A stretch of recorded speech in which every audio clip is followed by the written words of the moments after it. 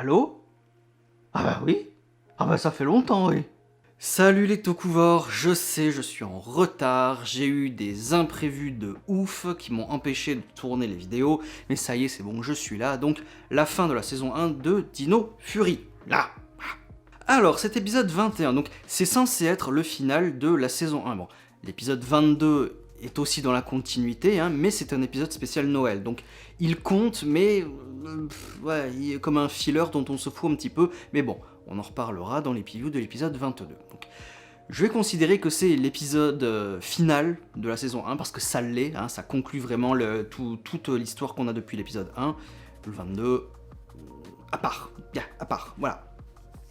Alors, pour ce final, je suis, quelle surprise, encore une fois, mitigé 50-50. Exactement comme la structure de l'épisode qui est 50-50. On a grosso modo 10 minutes d'intrigue, donc personnellement je me fous un petit peu. J'ai pas envie de voir ça dans un final en fait. Et les 10 dernières minutes, là c'est bon, on a un gros combat, sublime d'ailleurs, combat civil, avec un très léger épilogue, et encore, pour amorcer ensuite la saison 2. Donc, en fait, pour moi, hein, les épiviews, je vous rappelle que c'est uniquement mon avis à moi, vous avez tout à fait le droit d'être pas d'accord. Pour moi, il n'y a que les 10 minutes où j'ai ressenti que c'était un final. Les 10 premières minutes, bah, on a le monstre, bon c'est pas vraiment un monstre du jour, hein, puisqu'il y a Boom Tower qui revient, il y a le sorcier Raigul qui est toujours là, on a Slicer et Mucus, donc... J'aurais peut-être préféré les 10 premières... Enfin, ce qui se passe pendant les 10 premières minutes de l'épisode 21 dans l'épisode 20, en fait. Et que le 21, ce soit vraiment mais que du climax, que du crescendo jusqu'à la fin, pour finir la saison vraiment en boom. Ça aurait été génial. Mais bon, je l'ai pas eu, mais bon, on va voir ça un petit peu plus en détail. Donc, Void Knight veut capturer le docteur Akana pour faire marcher la machine qui connecte le Morphine Grid pour ressusciter Santora, sa femme. Comme je vous gonfle déjà depuis plusieurs épiviews avec ça, déjà, ça me pose un très gros problème, et ça va être un gros problème pour le combat final aussi.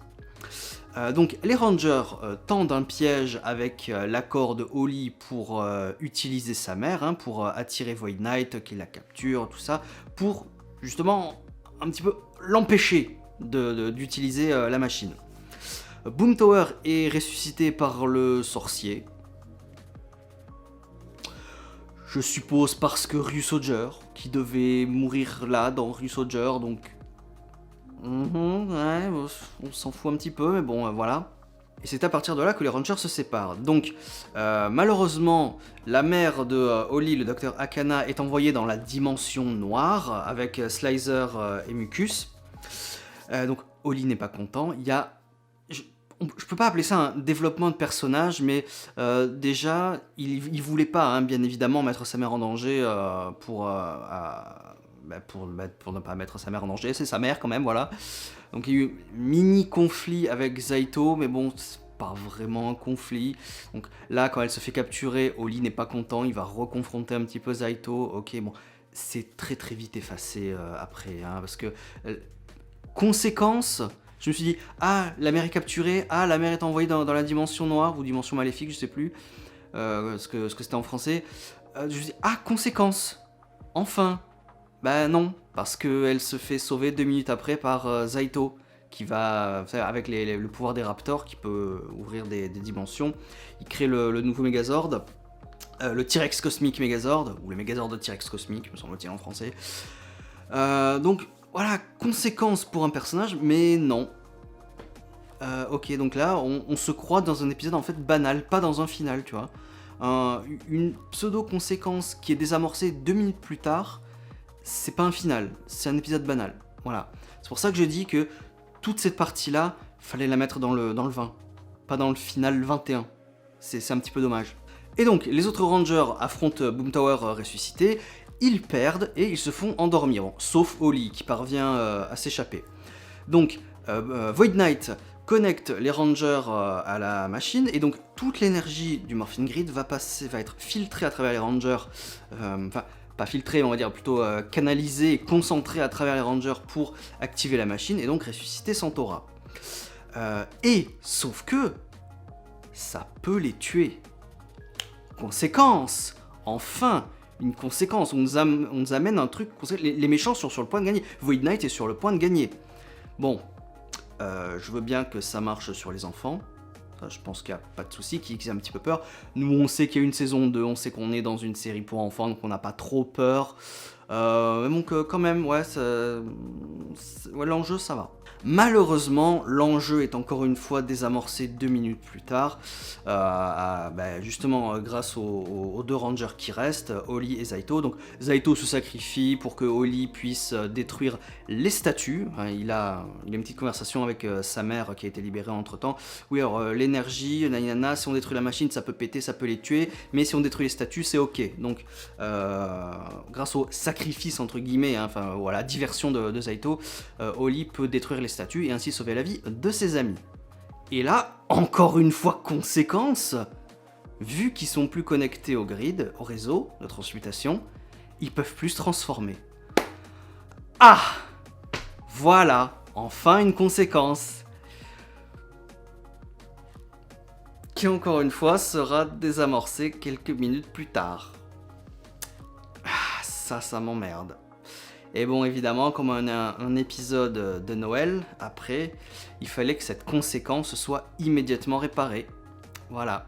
Alors que ça aurait été tellement plus intéressant de virer cet épisode de Noël dont on se fout complètement, de finir la saison sur ça, et de laisser un petit peu, en saison 2, comment ils vont regagner leur pouvoir. Peut-être une petite quête, ou je sais pas, les mériter de nouveau leur pouvoir, mais non... Deus Ex Machina, on en parlera dans 2 minutes, mais bon, voilà. Donc ils n'ont plus leur pouvoir, mais il n'en reste pas moins des Power Rangers. Même s'il faut des pouvoirs pour être Power Ranger. Enfin bon, vous avez compris, Ranger un jour, Ranger toujours. Donc sublime combat civil contre les Henchmen et Void Knight, c'était génial. Bon, il y a des séquences en câble, évidemment, ils ont... Voilà, c'est Power Ranger, donc il faut des actions avec câble, un minimum, sinon voilà. Sinon, c'était un super combat civil, j'ai beaucoup aimé. Mention spéciale, bien évidemment, à Easy et Ion qui arrivent à détruire la machine. Et là, ça me pose problème. Alors, les Rangers ne savent toujours pas pourquoi Void Knight fait ce qu'il fait. C'est-à-dire ressusciter Santora. Personne, pendant le combat, alors que tout le monde avait la machine sous les yeux, et elle n'est pas petite la machine, elle est grande. Personne n'a vu que Santora était dedans. Personne n'a vu qu'il y avait quelqu'un d'endormi là-dedans. Sérieusement, absolument personne. J'y crois pas, ça. Ça, j'y crois pas une seconde. Et ce qui m'énerve aussi, c'est Void Knight, il ne dit rien, il fait que dire « Ah, ma machine, oh non, ah ça va, elle est juste légèrement égratignée. » Void Knight, oh, tu peux pas dire « Non, arrêtez, vous allez tuer ma femme. Si vous détruisez la machine, vous allez tuer ma femme. » Personne ne la voit, cette femme. C'est pas possible, c'est incompréhensible. Je refuse de croire que personne n'a remarqué Santora dans cette machine. J'y crois pas. Et Void Knight ne dit rien. Il explique pas pourquoi. Je comprends pas. Voilà. Alors, la machine explose, ça fait un gros trou, et Void Knight et Santora ont complètement disparu. Je sais pas pourquoi. Donc, cliffhanger de fin, ils sont tous les deux de retour à la zone, je sais pas combien, 62, 61, 65, je sais pas, enfin leur QG habituel quoi. Avec juste une petite fissure sur la vitre de Santora et Void Knight le casque fêlé.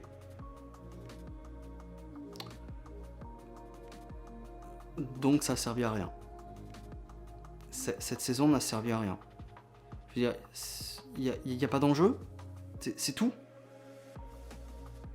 Les Rangers n'ont pas appris qu'il essayait de sauver quelqu'un en fait. Bah non, ils l'ont pas appris puisqu'ils l'ont pas vu. Malgré qu'ils aient le nez à 3 cm 3 cm d'eux. Donc voilà.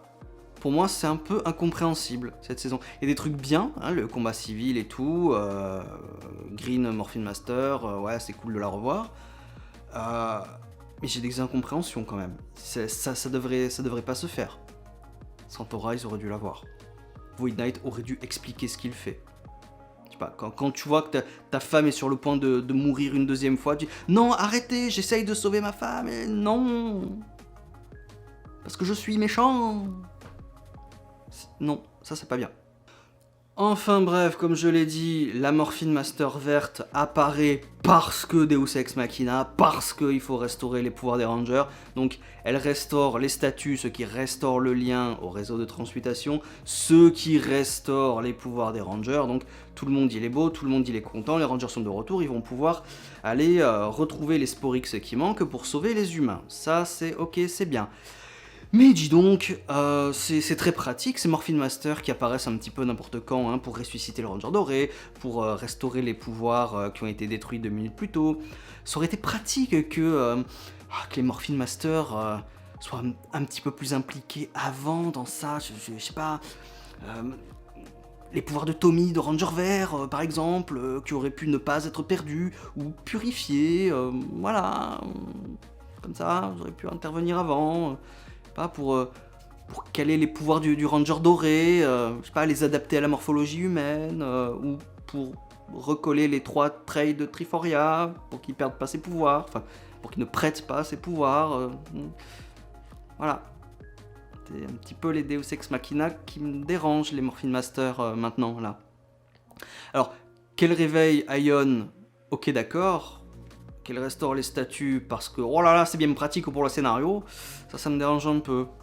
J'aurais peut-être voulu voir, comme j'ai dit tout à l'heure, une résolution un peu moins facile dans le premier épisode de la saison 2. Mais bon, c'est comme ça, voilà. On n'y peut rien, donc... Enfin voilà, donc, mi-figue, mi-raisin pour ce final, entre guillemets, de la saison 1. Aucune révélation de Void Knight. Il enlève pas son casque pour dire quoi que ce soit. Hey, je suis le père d'Amelia. Je plaisante. Quoique. Quoique. Hein. Ça fait longtemps qu'on a cette théorie-là que Void Knight c'est le père d'Amelia, donc... Oh, quoique. Hein. Il y a des chances. Santora, on s'en fout complètement. Mais alors, voilà. Elle est inexistante, hein, même pour Void Knight, apparemment, elle est inexistante. Non, vous allez la tuer, arrêtez. Osef, les Rangers qui ne la voient pas, donc Santora, invisible. Voilà. Pas d'histoire, pas de backstory de Void Knight non plus. Est-ce que c'est une armure? Est-ce que c'est juste une armure qu'il a piquée comme ça? Ou est-ce que l'armure a une volonté maléfique et qu'il manipule un petit peu? On sait pas, on sait rien du tout, parce que les méchants, on s'en fout dans cette série, malheureusement. Oui, alors juste en parlant des méchants, je l'ai pas dit tout à l'heure, mais Slicer et Mucus tombent aussi dans la dimension noire, avec la professeure Akana. Mais on verra aussi que ça n'a aucune conséquence dans le 22. Voilà. Bon, quoi dire de plus? Pas grand chose, mis à part que j'ai bien aimé cette saison, mais la résolution finale, ça aurait dû durer un peu plus. Alors, je suppose qu'ils vont tout garder pour la saison 2, hein, c'est logique, notamment Z, j'espère que ça ne sera pas qu'un seul épisode, mais voilà, on s'attendait à ce que le plot de Void Knight soit définitivement terminé avec cet épisode 21 de la saison 1, pour après, pour la saison 2, enquiller sur le vrai retour de Lord Z, peut-être définitivement, tout du moins jusqu'à la fin de la saison, ou à peu près, hein, parce qu'à mon avis, la boss finale des Ryusoger, c'est pas une femme, mais c'est un alien femelle, voilà, on va dire, qui pourrait être Santora en plus. Qui pourrait être Santora. Bref, on verra. Mais ouais, au moins que Lord Z soit là les 3/4 de la saison, au moins qu'il se fasse encore buter par... Eras, c'est son nom dans Ryusoger, de la boss finale de Ryusoger, Eras. Donc ouais, peut-être que Lord Z se refasse buter par Eras éventuellement et qu'elle soit là pour la fin. Mais bon, ça on verra, on sait pas. En quel cas, si c'est le cas, je me demande pourquoi ils se sont cassés le cul à faire revenir Lord Z, hein, mis à part pour pognon, pognon, nostalgie, regardez notre série, on fait plaisir aux vieux, hey, Lord Z. Ouais, sauf que Lord Z, ouais, j'espère qu'ils vont bien l'utiliser. On verra. Voilà, j'ai un petit peu peur quand même. Mais gardons confiance pour l'instant. Donc voilà.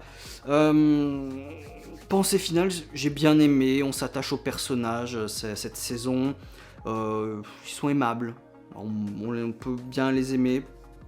Ce que j'ai apprécié aussi, c'est que dans ce final, il n'y ait pas les comic relief, là, les deux meufs, là, Jayborg et Jane.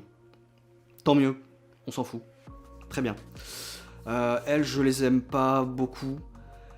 Je pense que Jane aurait pu être suffisante toute seule. Jayborg, inutile. Je comprends pas pourquoi ce personnage a été créé. Voilà, donc on verra l'épisode 22, ce que ça va donner. Je vous donne rendez-vous très très vite. Ciao.